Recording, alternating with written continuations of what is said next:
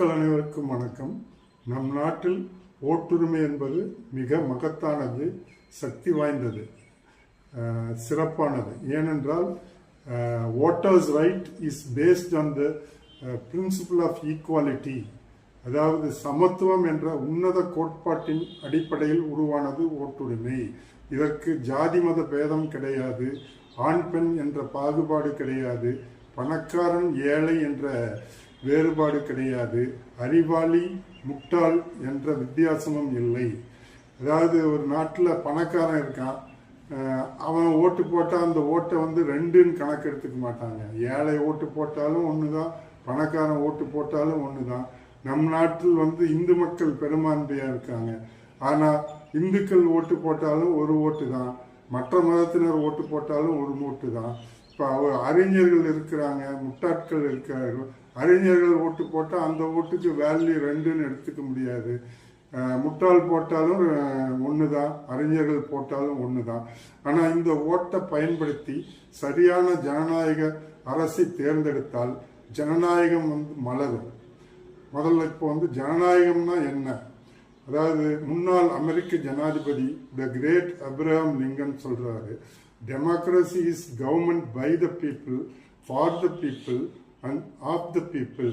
அதாவது ஜனநாயகம் என்பது மக்களால், மக்களுக்காக, மக்களே நடத்தும் அரசு என்று கூறுகிறார்.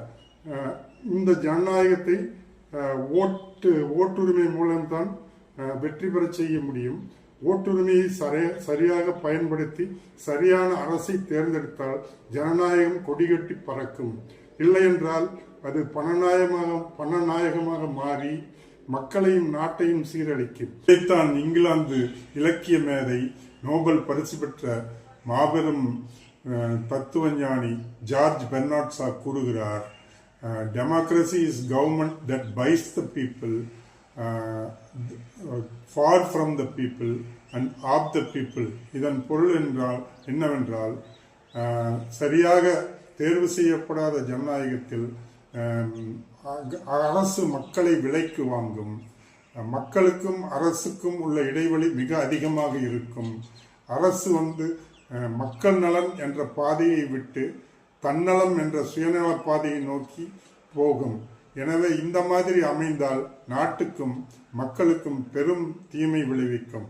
எனவே மக்களே, நீங்கள் ஓட்டுரிமையை பயன்படுத்தி சரியான அரசாங்கத்தை தேர்ந்தெடுக்க வேண்டும். தவறாது ஓட்டு போட வேண்டும், 100% ஓட்டு போட வேண்டும். இதைத்தான் அறிஞர் அண்ணா சொல்லுகிறார், ஓட்டுரிமை என்பது மிக வலிமையான ஆயுதம், ஆனால் இருமுனை கத்தி. இதை சரியாக பயன்படுத்தினால் மக்களுக்கு நலன் விளையும். இல்லை என்றால் ஓட்டு போட்டவர்களையே அது பாதித்துவிடும். மேலும் இதை பற்றி விழிப்புணர்வுடன் தேர்தல் பணியாற்றுவதற்காக சில வருடங்களுக்கு முன் நடிகர் பிரபுதேவா ஒரு பாடலை பாடினார். அதை நான் இங்கு ஞாபகப்படுத்த விரும்புகிறேன்.